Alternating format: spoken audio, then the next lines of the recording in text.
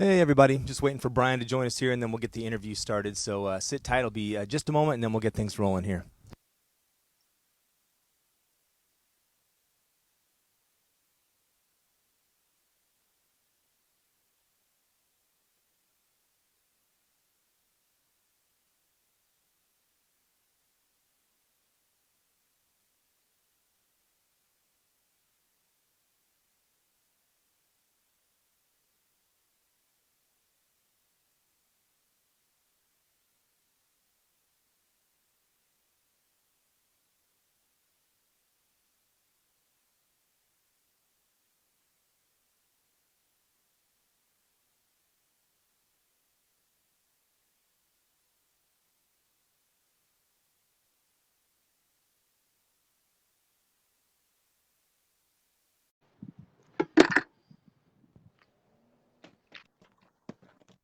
Hey, There you are here, Brian. hey, Can how's hear it going, man? I can think you, you I'm hear putting it together here. Okay. can you Can you hear see me okay? Can you hear me okay? I can hear you. Can you hear me? Hold on. Can't hear you.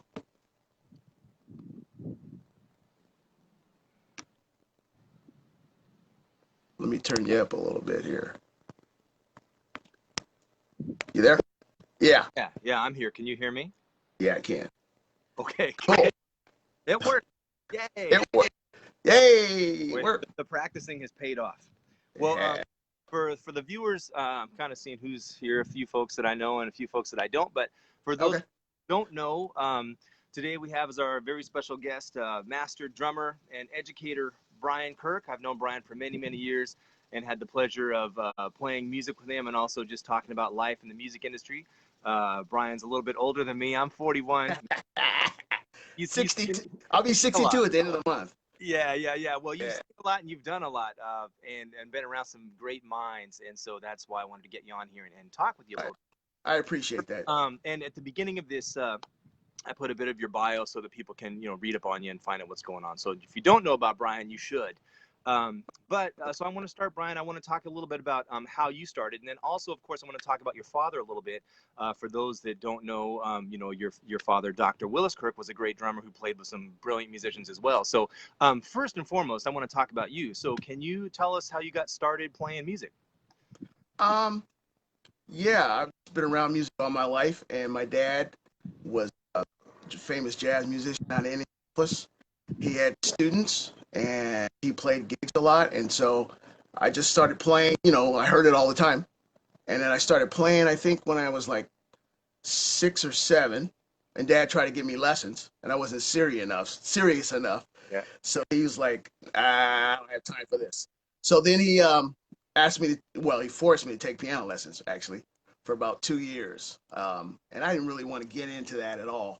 But I always played. I mean, I listened to, him play and all the students that came by, constantly in Indianapolis. So music was always around. And I think I got serious about it probably when I was 12 or 13. But I could always play, if I remember correctly.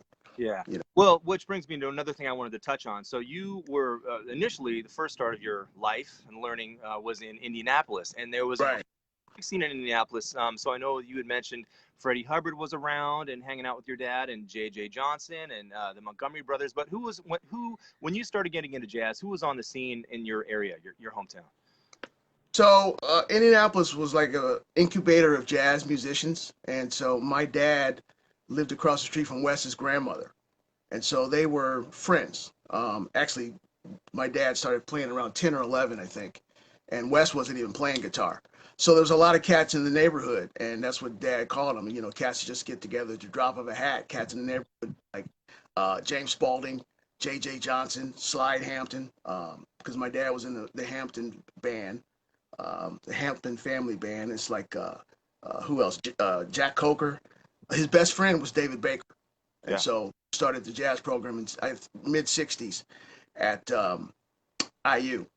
So Yeah. you Look, had Ridley and David Hardiman, Virgil Jones. There's so many cats. yeah, I think there's a book that, if I remember correctly, it's Patterns for Jazz. It's David Baker and Jerry Coker and those guys. So Yeah, Yeah, and Coker, Jerry Coker, Jack Coker were all Indianapolis cats. Al Plank, so all those guys were around, and they'd come by the house. And Dad was working, at 6 nights a week at various clubs in Indianapolis where he was accompanying singers. He accompanied the Mills Brothers. He accompanied Jackie and Roy, Barbara McNair. It was so many singers that he was around, and Indianapolis cats were always getting together, man, and playing. Yeah.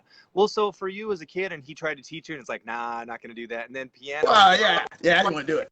What got you going? Um, we moved to San Francisco, I think. Yeah, we moved and when I turned 10, I was in West Porter Elementary School, and having moved from Indianapolis to San Francisco, I didn't know anybody, and so it was different. Let's put it like that. I had some traumatic experiences going on as a kid with that move, and then I met this guy named David Jacobson, who played piano, and we struck up a friendship. He was one of the few white families that allowed me to come by the house, and we played. And he played piano, and I had hit a little snare drum there. And one day we started jamming. He was like, I think he played "Hey Jude" or was the first tune he played, and so we just started jamming. And then we actually entered a talent show and like won the talent practice a lot, won the talent show. And then I was like, man, this is kind of cool playing for people and playing music and having fun. Yeah, it was kind of cool. So that was the beginning. Yeah, well, so with your father as a drummer who's played with all these guys, and I'm sure like after you started getting into jazz, you kind of realized the depth of people that he was playing with. Is that what kind of helped you choose drums? I mean, why not piano? Why not saxophone? Why not the triangle? Why drums? True. I started in Westport Elementary School on alto saxophone, and the teacher had no tolerance for my sound. This kid, I mean, he's not like you where you would let the cat sound bad before he sounded good. Yeah. He said, he didn't. I asked him I wasn't practicing enough, and then he said, you know what? Your dad plays drums. How come you don't play drums? Because you shouldn't be playing saxophone. I was like, yeah, okay. So that was the end of the alto, and then I just started playing drums and practicing in elementary school. Yeah. No, there was no band at that time. It was the whole thing with no bands. Yeah. So, side note from that, your father was very talented at playing the brushes, which in this day and age seems to be like it's a lost art form or becoming a lost art form, which kills me because there's so many wonderful players like yourself. And I see Julian McDonough's watching. He plays like nobody's business, Bad cat. But many drummers, they don't bother to do it anymore. And they're like, oh, well, that's an older thing. But I've seen people play brushes on any style of music and sound wonderful, including yourself. So your dad, he wrote a book, Brush Fire. It's called Brush Fire. Yeah. And I should have a copy. I actually have a copy over here, but I don't bring it over. But it's called Brush Fire. It's Hal Leonard Publishing. It's published in Japan now. Yeah. He first started writing because I think he started writing in 1980, something around there. Because I said, Dad, there's nobody that plays brushes like you. I mean, you've played with so many singers, and the way you play is just you fill up the sound. And as a matter of fact, Wes Montgomery said, Kirk, nobody plays brushes like you. So I said, you need to write a book, because he's got all these patterns, he's got all these ability to do it. So we took a look at a few books. We looked at Philly Joe's book. Yeah. We looked at was it Joe Jones? Yeah, it was Philly Jones' book. There was another book out, and it was kind of spotty. It was diagrams that were not as clear to me. It took a little while, like more like hieroglyphics to really understand it. So he hired a cartoonist. I think his name was Ray, and Ray just kind of took some pictures and said, okay, this is what you're doing when you're sweeping. So I'm going to draw maybe like cartoon-like things, figures, and then draw arrows in the direction. And so it's a real clear book, and it just evolved. And man, it's got an amazing amount of techniques, time signatures, sounds, and then he's got solos that he wrote to different drummers in the back. He wrote one dedicated to Denzel Best, Big Sid Catlett, Max Roach, and he had little names for them. So yeah, to me, it's the definitive brush book. Yeah, well, that with these is, I mean, obviously they end up they're for people that are musicians and partly people that aren't musicians, so they kind of jump all over the place, and the historical significance too. But what kind of advice, being a drummer yourself, a professional drummer who's worked with a lot of folks and had a professional father as a musician, what advice would you have for people that are trying to, like maybe they're a band director that trying to teach their kids how to use brushes? I mean, any advice for getting them going on brushes? Yeah, get my dad's book, first of Yeah. all. Yeah, get the book. And then start page one is really kind of clear with the diagrams. But also I started playing with Miles Davis ballads, Yeah. you know, things from I can't think of the names offhand, but ballads off of Miles's records, um, and just tunes with singers. Have them sit down with piano, bass, and snare drum, nothing else. Yeah. Don't keep time. Don't keep 2 and 4 in a foot. Make sure that you make 2 and 4 in the brushes. So that was the whole thing with Indianapolis cats and my dad. They, and New York, those rehearsals are with snare drum and brushes. You don't bring any drum set. So you got to learn. You got to be inventive. You got to learn how to play time. You got to how to create a sound. You got to swing. You got to play a ballad. You got to play a Latin song Yeah. with just brushes. Yeah. And so Yeah, there's so any artists, I mean, obviously, there's a bunch, but like talking with musicians, people always talk about, like, well, like Ollie Jackson is one of the modern guys, or right. Jeff Yu, or who was the guy with Ahmad Jamal's trio, Varnell Fournier. Yeah. Yeah, all those guys. Anybody you would recommend? Or Herlin Riley. Yeah. Is, Yeah. And any other drummers you'd recommend checking out for people that want to like develop that style of playing? a brush playing. Yes. Or just Yeah. Jeff Hamilton is one. Clayton Cameron is another. Like you said, Ali. Let's see. Max. Locally, Max Holmberg plays some great brushes. Yes. Yeah. Yes. Yeah. And yeah, I was like, man, Max got he's got that thing. Mm-hmm. And yeah. But yeah, Philly Joe. I mean, you got to listen to Jimmy Cobb. And which was really neat about it is when I moved to San Francisco, Harold Jones was my dad's friend.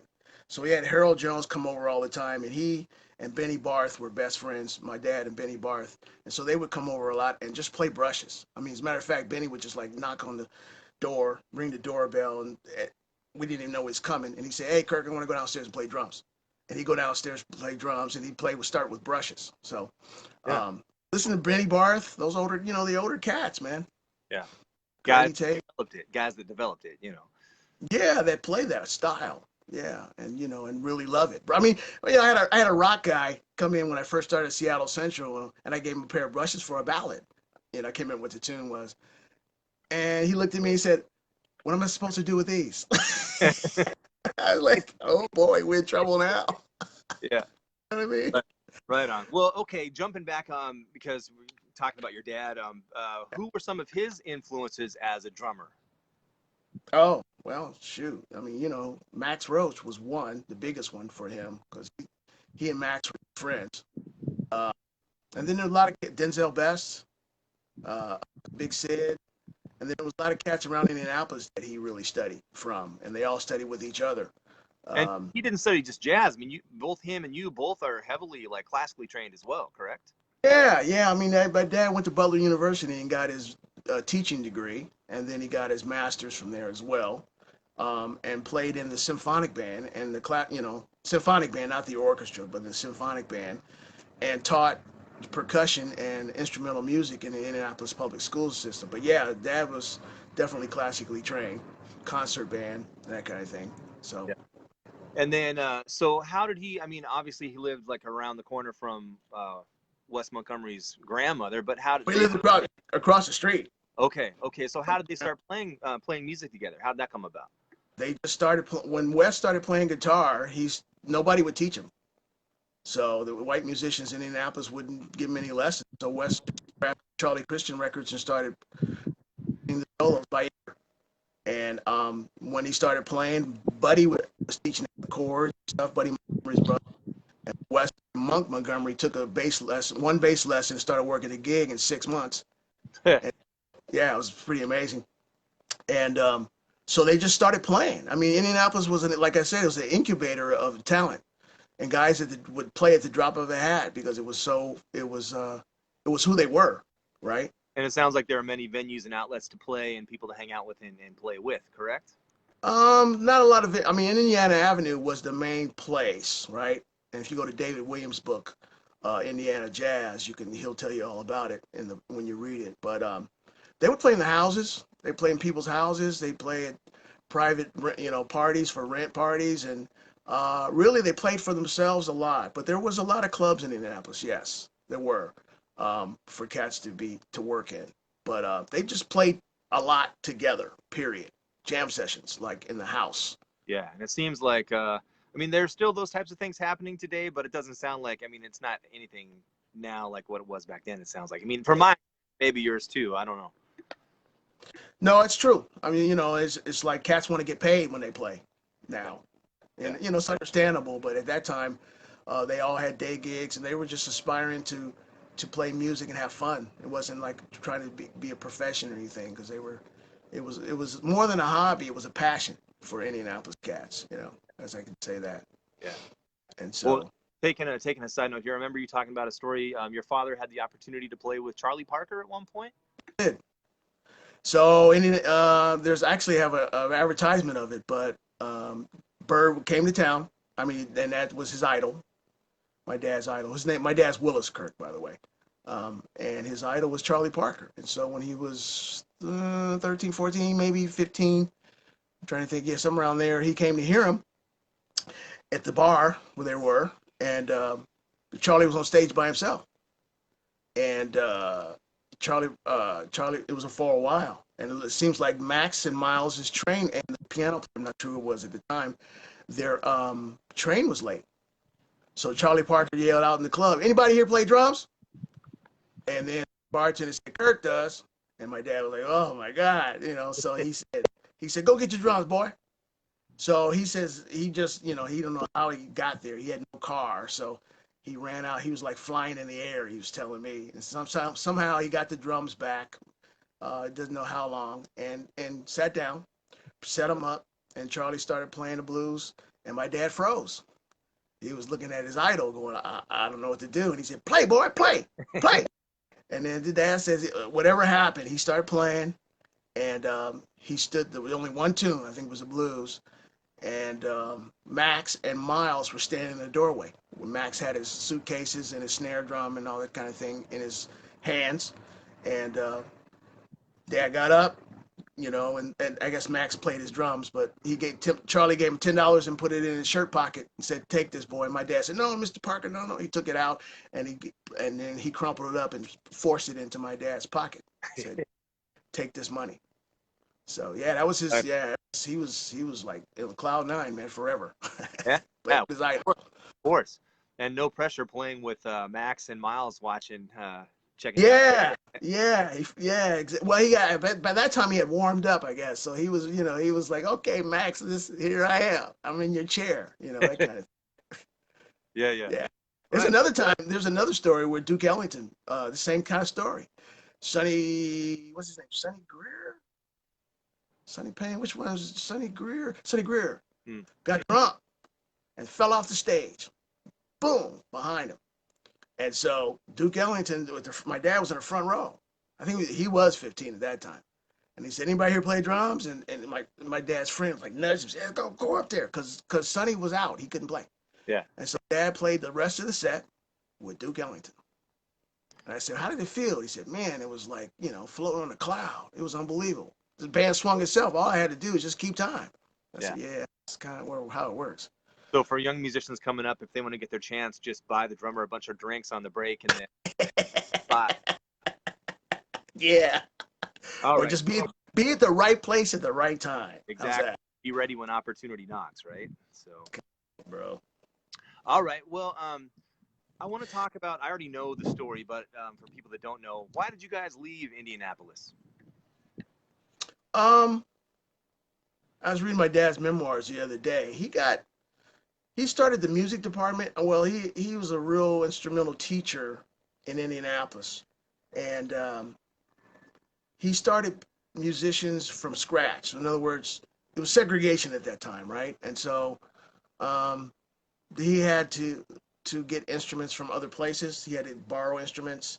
They had the worst instruments, they had the worst conditions, they had the worst chairs, they had the worst this and everything, and they weren't getting anything new. And the principal said, "You got to do what you know." He just said, "This is what it is." So Dad started an early bird club, and they started at 7 a.m. and he started teaching people from scratch. They didn't have any music, and he started borrowing things. And so he built this program for about 10, I think maybe 10 or 12 years. He built the program up to a point where it was like all city band, orchestra. People were like, could play. The bands were incredible. For children's band, they could read, and they had instruments because people started donating instruments. And then he interviewed because he wanted to get out of Indianapolis. So he interviewed in Oakland Public School System, and the principal, I guess the music coordinator for this said, "Look, we're going to give you a better school. We'll give you a better system, better school. We'll give you a bigger job, pretty much in the white schools. And would you take it?" My dad said, "No." I turned it down. He said, "I got a job offer at Elmhurst Junior High School in Oakland, California. We're moving." Yeah. So they left. Part of it, I mean, I know you're kind of tiptoeing around it too, but you don't have to. But you were saying that there was a lot of other, racial tensions that were going on, and that was one of the catalysts for you guys to get out of Dodge at that time. Oh yeah. Racism is rampant. Was rampant at that time in Indiana. I went through some stuff as a kid. Yeah, and it was better opportunity, more things we could grow. Right? They wanted to grow. I mean, Dad became the president of City College of San Francisco. He wouldn't have done that probably having not experienced things that he did in California. All right. Well, so you guys moved to California. You're in California, and your father's teaching. You're getting into jazz, and one of your next door neighbors is none other than. Which one? I got a couple of famous Well, ones. as a saxophone player, you know who I want to know. Oh, yeah. So was it 1974? I was born in 58, so I'd be 14 years old. Joe Henderson moved to a house next door to me, owned by what was their names? Not Branscombe. I forgot the name of them. The Beavers. Yeah, it's funny. The Beavers. It was a 12-room house. He bought it for $110,000. 12 rooms. And so the thing is amazing. I mean, it's worth millions now. But it was Joe's in the house by himself. By himself, 12 rooms. That's what I'm telling you. I mean, Joe's an eccentric cat. I got a lot of stories about it. One room for each key. Yeah. He had newspapers from like 1964 and 58 all stacked up in one room, rooms. And he had his practice studio pretty much in one area, and then piano, and then he had this big living room that had, it had carpeting and stuff, but it resonated. And so that's where he practiced. And man, I got to hear Joe Henderson practice the saxophone. Sometimes it was like 12:30 at night. He would stop because he realized, oh man, it's kind of late. But it was like the full moon and no traffic, no sound, and just Joe, man, playing his stuff. That was amazing. Well, didn't you also see he was also a real avid piano player and was playing piano all the time? If I recall correctly, you said people would come over to study saxophone, and he would teach them on piano the whole time. He wouldn't touch the sax. He wouldn't touch it. He'd say, play this back. So that was his concept. He would literally play long tones for an hour. And my mom was like, man, can he play a song or something? He would just play for like these tonalities for, big, huge sound. And my dad would tell my mom, this is how he's getting his sound. And then he would go down to the piano and practice all the stuff that he wanted to play on the horn. He would do that. And then sometimes after the long tones, the sessions were amazing. When he played Beatrice, man, he just like would play all the chord changes up and down the whole tune, rather than after he played the melody, the solo was just the changes. It was like, man, Beatrice, there's no way you cannot hear that song. And then he worked on stuff like Caribbean Fire Dance, that one. Right?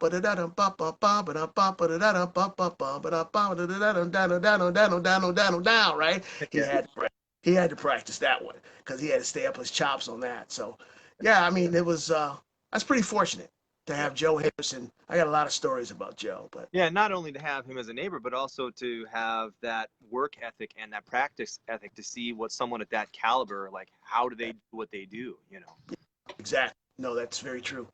Right, very true. And he had a regimen, when he was around. He was on the road quite a bit, but his regimen was, in terms of the saxophone, it was incredible to hear him practice in the way, his approach.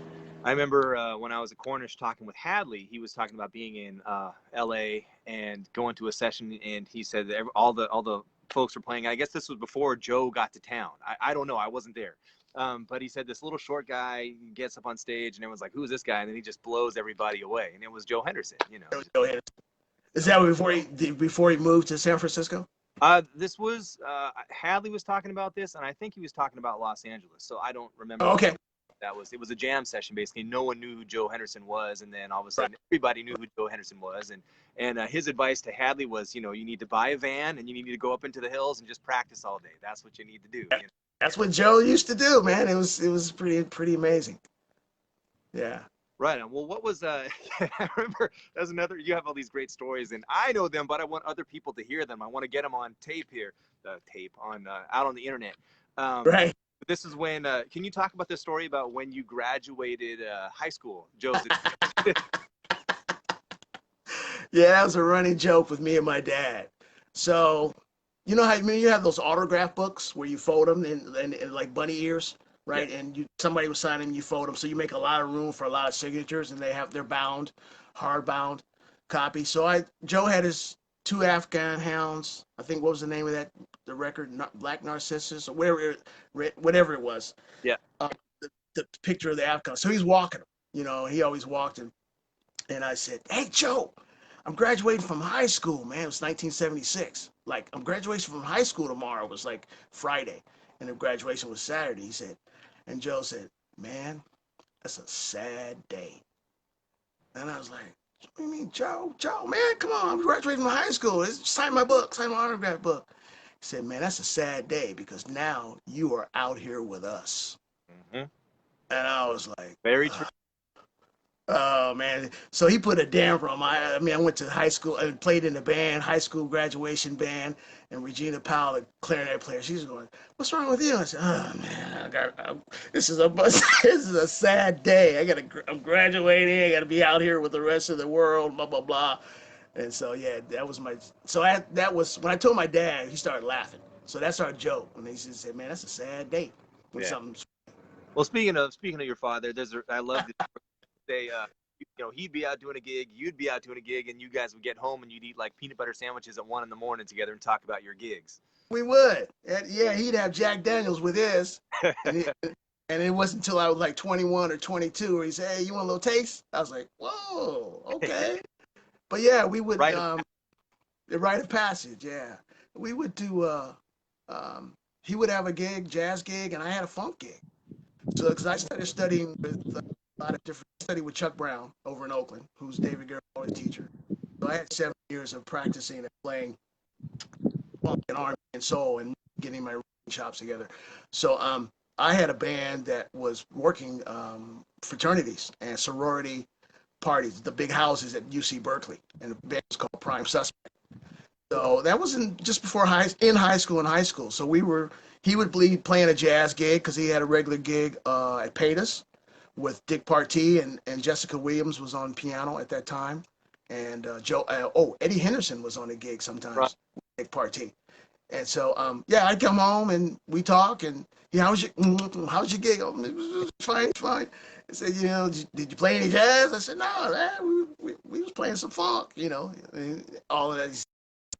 I wish I could play rock like that, pretty funky and like that. So anyway, yeah, it was a good time. It was good memories. That happened for a long time.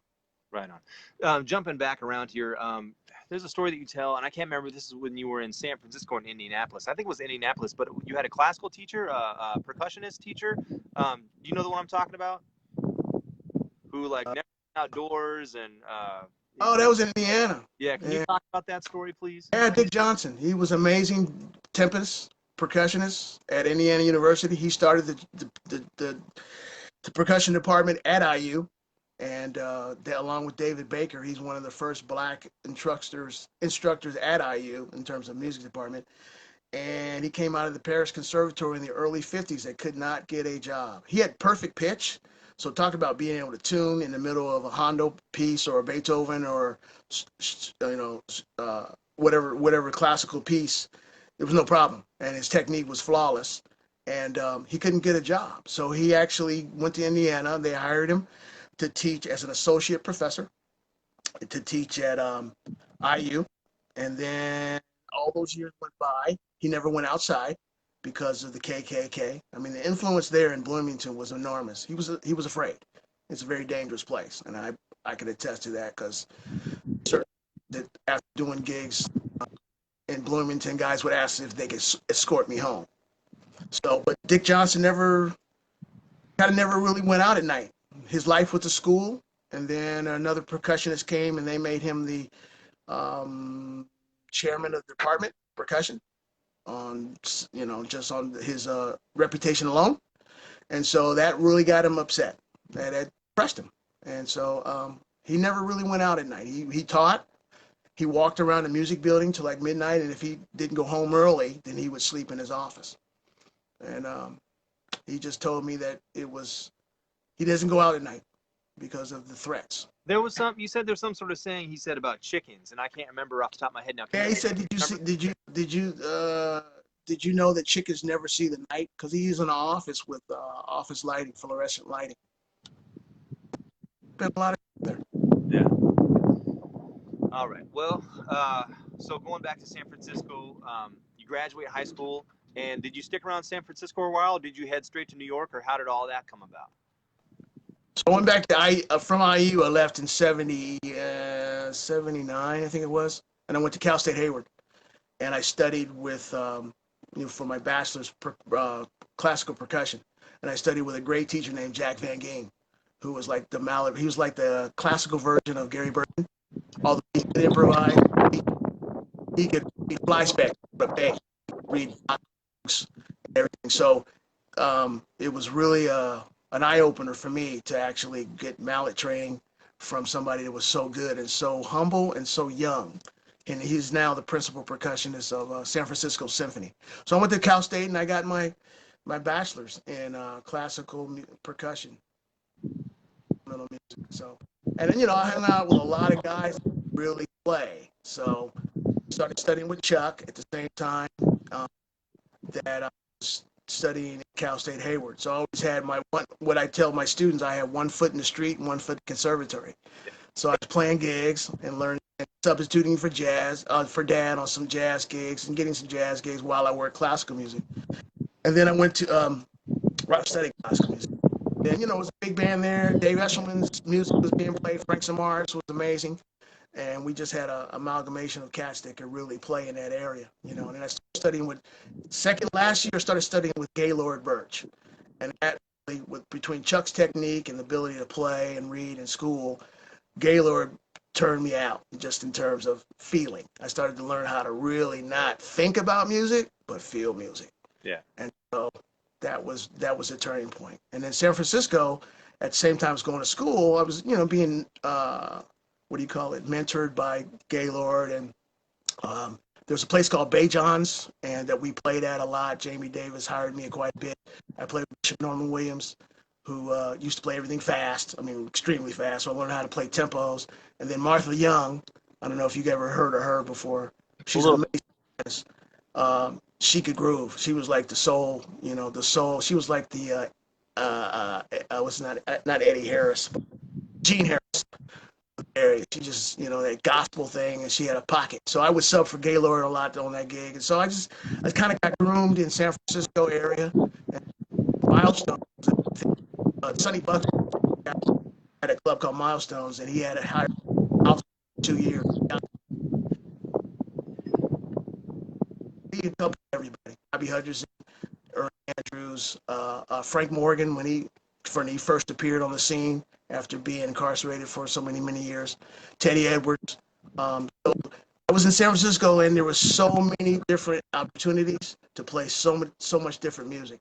Got my big band chops in David Hardiman's senior, his big band, the all-star big band that my dad started. So I used to go in there and sub for Dad. And then the great Fred Berry out at College of San Mateo, Glenn Pearson and I used to go every Monday night for 7 years. Every Monday, religiously, didn't matter what it was. We signed up for the band, and we just read big band music. And so it was a great time. at that time to be able, in the 70s and 80s, to be able to grow and play with different people in San Francisco. So how did what was the decision to move to New York, and how did that come about? um, couple of things happened. Milestones was one of them. We had our own group called Quintessence. Glenn and I led it with Clark Gayden, Peter Green, Mondre Moffitt, Joe McKinley on bass, Glenn Pearson on piano, and we had a sextet called Quintessence. And it was fun. It was like, man, we got to, we played behind Bobby. All these cats came in. Bernard was always coming in with, and then Peter Washington started with us on bass. So we were 6 nights a week, man, playing jazz. It was heaven. I was like, straight ahead, bebop, whatever we wanted to play. So we started working on tunes. And Glenn and I started formating this idea of going to New York because we thought we could probably handle it at some point, So about 86, I did not a trust fund, a union gig where I was hired to play vibes. Conga, Fred Berry was the contractor. I was hired to play vibes, conga, for Gladys Knight Pips. Yeah. And that was it. That show, 3 nights with Gladys Knight Pips, was unbelievable. It was tight, it was right, and it was just so much energy that I got to go. I told Glenn, I said, man, we got to go. So we started applying for NYU. So we had a plan. We want to get our master's degree and move to New York and try to get something going on the scene. Who was on the faculty at NYU when you guys headed out there? Oh, Jim McNeely, Tom Morris, Jim DeConard, Ralph Lalama, Joe, what's the tenor player's name? Joe. Gosh, everybody knows him too. He's famous. Yeah, there was did I say Jim McNeely? Joe Farrell? Joe Farrell? No. God, I can't think of his name. It'll come to me. There was a lot of people. Some of the big band at NYU was kind of what do you call it, a ringers band. So we had Lou Soloff come in and do all the concerts on lead. John Fetchak was playing trombone. It was Ralph Lalama, and I can't think of his name right now. I can see his face. Yeah. Tenor player with goatee, tenor player. With who? He is a tenor player with a goatee. Can't remember his. Joe Lovano. Thank you. Yeah, Joe Lovano. He was on the faculty. Yeah. Okay. Yeah. Okay. Right on. Yeah. Think about it. Well, so okay, you're in New York. So, and I know you spent a fair amount of time with Lou Donaldson. So, can you tell us a little bit about how Lou. Tell us about Lou. Call me Sweet Lou. Yeah, it was fun. I mean, what happened? I think I was NYU. I was almost graduating, and I get a call. I think it was from Lou. Said he either Lou or no, I know what it was. I was working in Queens, and Lou, you know how Lou secretly comes in, and he heard me, and he was standing in the back. I can't think who I was working with. He was standing in the back, and then one day he called me, said, "Hey, why don't you come down and play with me down in Queens? Certain night." So yeah, I came, and Lou was there, and Ray Bryant was having a fried chicken dinner. I was like, man, this is Ray Bryant. Oh my God. He said, hey, you know Ray? I was like, Ray Bryant. I was like, no, but I do now. So I played with Lou, and he hired to sub for like Fuku. Fuku was like his main cat, and then I was sub Fukushi when he couldn't make it.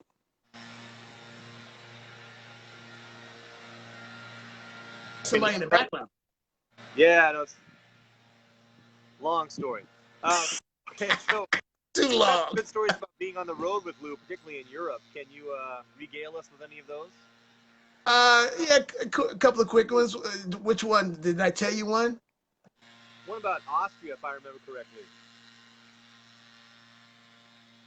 Oh, there was one. Finances. What's that? It had to do with finances. You, Like I'm a lost on full this. of money? Oh, it was in Paris, the New Morning Club. Oh yeah, that was in Paris.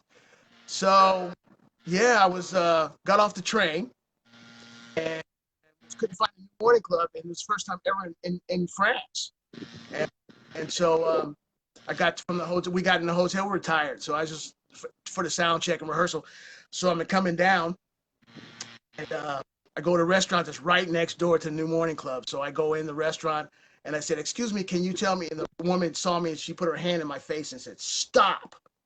And so somebody else came, another waiter came and said, "May I help you?" I said, "Yeah, I'm looking for the New Morning Club." And he said, "Oh, you're right. Just right down a couple of blocks down. I mean, it's a couple of doors down. You're right here."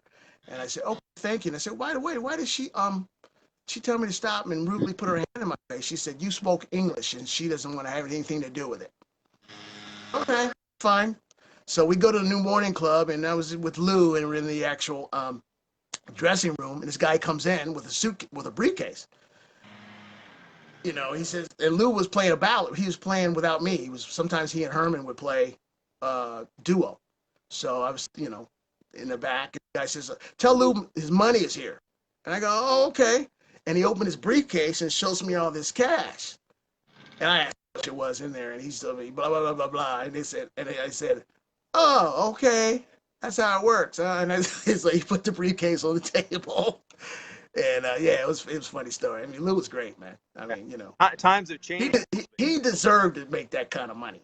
I Yeah. mean, I have to say, he made a lot of money, and Europe appreciated him the way he played and the Yeah. way took care of him. Yeah. Well, I think you said he had some very strong opinions about basically bebop versus like modern or like fusion and other things too. Well, everybody, he's notorious for that. He said, "They call it fusion. I call it Yeah, confusion." yeah. I think right, Alligator Boogaloo, like he did not like playing that song. Is that correct?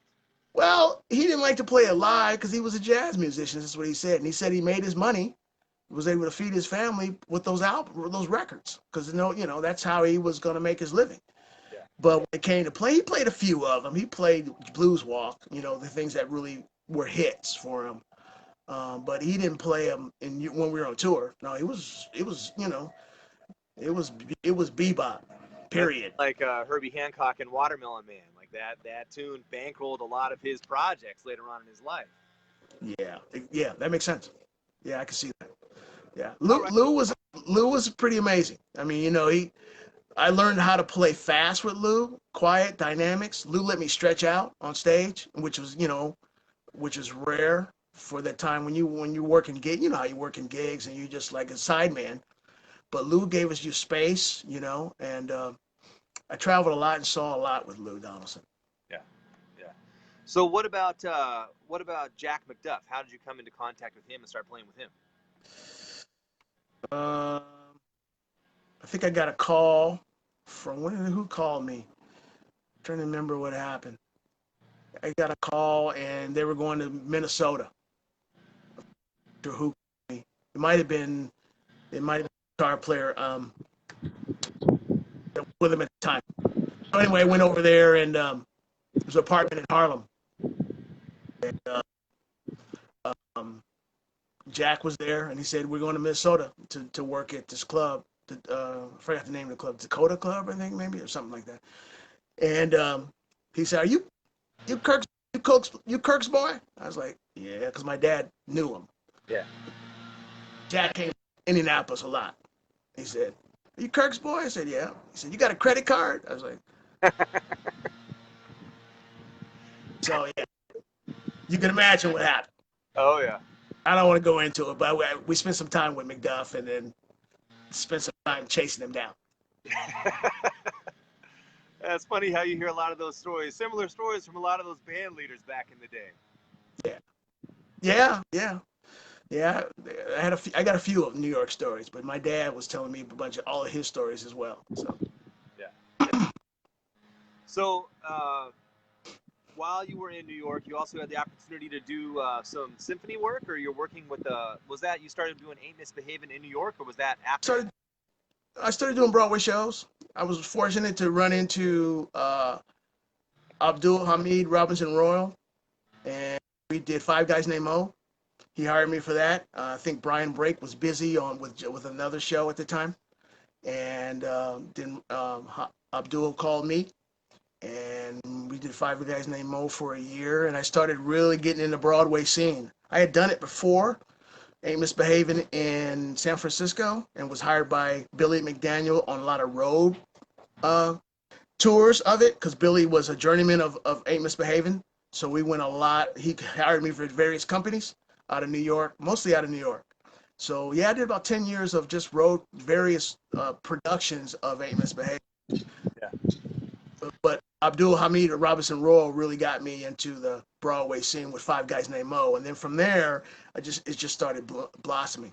And I'm assuming that financially those were much better paying than working with Jack Mcduff.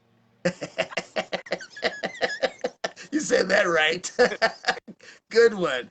Yeah, yeah. I could feed a family, man. I bought a house. I was able to, circumvent the whole playing in the bar scene and really scuffling, Yeah. as they say, scuffling all the time. Yeah. Because I was always teaching. I was teaching substitute teaching in the Brooklyn School District, right? And then I actually did some subbing in Nyack School District when we bought the house. But yeah, Broadway is it's lucrative for musicians. It's really sad that it's closed down now. Yeah. It's closed down. So, what inspired the move to Seattle? You were in New York. You're working, gigging, making a decent living. What made you decide to come out to the Northwest?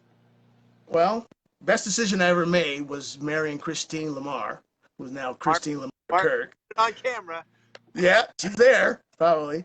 But being on the road with the sisters and Pointer Sisters Ain't Misbehaving and many other places. For instance, as soon as we got married, it was in '91. I went out to Europe with Lou Donaldson. I said, "Hey, honey, nice. Here we go. I got to go away." No, she kind of knew what she was in for, but I said, "Hey, I love you, but I got to go to 2 weeks and with Lou Donaldson somewhere." So that happened a lot, and it was starting to take a toll on my entire family, because especially after we had children. Yep. We had children pretty much right away, because my dad said after we got married, he said, about children, take your time, but hurry up. So we hurried up, took our time. And so with Ain't Misbehaving, I went to 42 cities in 11 months. So I saw my family when I sent a great drummer named Frank Derrick. I sent him to, because he was an Ain't Misbehaving veteran. So I sent him to sub for me in D.C., I think San Antonio, Texas, another place. Anyway, so that's how I got to see him, because otherwise we were gone. So I was in Atlanta, Georgia, and Christine and I were making it happen. She had 2 little kids, and she was doing all the parenting, and I was doing all the, I am in Florida, and it's sunny, and and she's freezing to death and sliding around in a van down a hill. So I think one time I was in Atlanta playing a Fox Theater. Daughter, Adrian, I think, and she said, "Daddy, I'll never see you again, huh?" So I started my resume around. I started, every city I went in, I put my resume around to see if I could get some action, get a college gig. I had a master's degree, and so I got my cousin here, Sandra Kirk Rawson, knew of a department or a woman, Roseanne Hunter, who would hire me, and she's looking to start a jazz department at Seattle Central College, and she said, "I got a job for you," and I was in Denver with the sister, with Ain't Misbehaving with the sisters, and it's near the end of the tour, I think. And so I think I flew Frank out to sub for me, or something. It was one of the things, either I had him sub for me, but I did an interview here, and I saw Seattle, I liked it, and I came out. Oh, I know what happened. We did the Fox Theater. No, we did the Paramount Theater, and I interviewed with her then. I said, "Oh, I'll interview with you when I come out." That's what happened. And so I ended up in Seattle, man, because I sat on the stoop of my dad's oldest friend, Sherman Wilcox, who started the photography department at Seattle Central. And he said, "Yeah, you can live with me. There's a lot of opportunity here. You have to start from scratch like me. It'll be good for you. It's a good place to live. and you can live with me until you get established. So Christine and I sat on a stoop, and she said, "You really want to do this?" And I said, "I think so. I think so. I think that's time to get off the road." She said, "Well, just so as long as you know you made that decision, I'll follow you. That's okay." So after living in Indianapolis with its great scene, and San Francisco with its great scene, and New York, Right, unarguably right. its great scene, and now that you live, how long have you been in Seattle now? 96. So this is what, 96. 24 years, So how, right? not Going on talking about current day right now, but how does the scene in Seattle compare for you towards against all these other cities that you've lived in? in terms of what? What scene? Well, in terms of like musicians and opportunities to play and the actual scene, because it sounds like Indianapolis had its own scene. I mean, obviously that was the 1960s, and New York had its Right. scene in like the Right. 80s, 90s. But how do you feel about the Seattle music scene and the jazz scene in general versus these other cities that you've lived in? I call it the music scene because I've always been a part of jazz music plus classical music. Yeah. I mean, in San Francisco, I I kind of patted myself on the back one time. I actually did a straight ahead gig. I played Handel's Messiah on a Sunday, played timpani. I played a rock gig that afternoon with kind of a country, a light rock band, kind of a light rock band. I did a funk gig, right? And then I did like a straight ahead gig that next night. So San Francisco, New York, I didn't live in Indianapolis long enough, but those scenes were amazing just in terms of being able to play. And living out here in Seattle, when I first got here, it was really busy. I mean, cats were working all the time. I ran into all the guys, that were working consistently. There's a lot of venues here in 96, Yeah. 97. Um, and cats were playing. I mean, it wasn't New York, right? Because there's nothing like New York City. Yeah. You play Showman's Cafe or La Famille in Harlem, for a bunch of folks that love organ music. I mean, there's nothing like it. So, um, but here there's a nice scene. There's an energy, there's a kind energy. There's a kind energy, just put it like that. People are willing to grow and learn. Whereas in New York, they say, play MF, play. If you ain't playing, they out the door. Yeah. Get him off the stage. Out comes So, the symbol. Throw the symbol. Yeah. The oh gospel. yeah, exactly, exactly. Well, all right. I want, if you don't mind, I'd like you to talk about, if you'd like to, music education and what that has like from the time you've started versus where we are now in terms of like music programs. If you don't want to speak to this for obvious reasons, you don't have to. But I'm curious about your opinion about, particularly like college music and what that looks like nowadays versus 10 years ago, 20 years ago. Interesting. Um, for myself, my situation, let's just say Seattle Central, I had a thriving music program that I taught jazz in, and now I don't. So there are a lot of areas in the country and colleges where jazz programs have been dismantled, right? And so I always think K through 12 because I started in that area. So that's kind of where you start musically, teaching. If you can teach that level of musicians, sixth grade, fifth grade, and junior high school and high school. Because when I got my master's degree, I taught at the Professional Performing Arts School, um, where Alicia Keys was a student. So education in that way, I mean, people were really uh, going for it. Students wanted to play instruments. There was private instruction going on. If there wasn't private instruction, we took the time to teach them their instruments inside the school, after school programs. So music programs in general they haven't been funded by public school systems for real, and it's hurt the upper, what do you call it, the upper level higher education, tremendously, Yeah. where they're not prepared as much. And then, frankly, at this day and age, it's a lot of students are not interested in playing an instrument. They're interested in making beats in the computer. So um, there's still some great educators out here, of course, and programs that are like smoking. Uh, but in terms of like, total involvement in the community, getting behind music programs, it's sorely lacking. Yeah. The thing that I get, and I'm certainly not talking trash, but it's just something that I think about all the time, particularly music education, is, why such a big focus on big bands? Because I mean, I get it back in the day when there were like venues that actually had big bands, and that was like the music of the day that was popular, and people wanted to do that and play, and it was a social thing. There's no venues that can afford big bands anymore. So why is there such a big push on big bands? And this is just like, I'm just asking, just not you, just I don't get it. You know, I mean, why have someone? I guess I'm not saying don't do it, but why is there such a focus on it when after you get out of school, there's not going to be a lot of jobs for you playing in a big band? You know, I mean, any thoughts that you have about that? I do. I mean, ensemble playing is an art, and it has to be taught. And there are a lot of people that are ensemble players, and they would prefer to be snug in an ensemble, playing a second, third part, maybe a lead part, but not soloing. And so, for them, music, the whole experience of playing their instrument is kind of a communal thing, where the section really sounds good, and you're a part of a bigger picture. You know, you're a little piece and a part of a bigger picture. And so, and then when jazz was kind of like brought into education in the early 50s, as quote unquote legitimized public music education, big bands were once again kind of popular at that time. And literally, curriculum was developed and based on literally a large ensemble, just like you would with orchestra or symphonic band. There was jazz band, concert band, symphonic band, and orchestra, you know.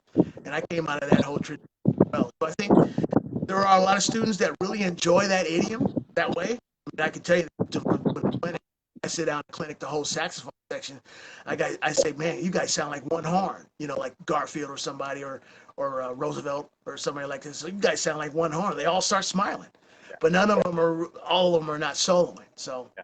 Yeah, excellent points. Excellent points. Well, we got a few moments left here, and so if anybody watching, does any of our viewers here have any questions for Brian at this time? If so, make yourself known.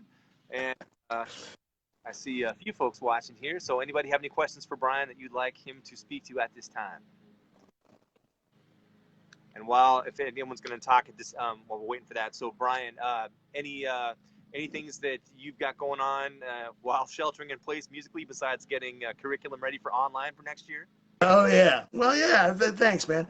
I just wanted to give a little shout out to the guys that really helped me establish the department at Seattle Central. If it wasn't for like these cats, I wouldn't be having the kind of curriculum and job opportunities I had. When I first got here, I ran into Fred Radke, and he started hiring me for the what they call not congregation, convocation, where it was me, Fred, and Kevin Hayes, and the bass player he would hire, and we literally would play for all three colleges. But Fred talked to me about how to establish myself at Seattle Central, because he knew the ropes. He was a veteran. He said, man, you got to get a big band.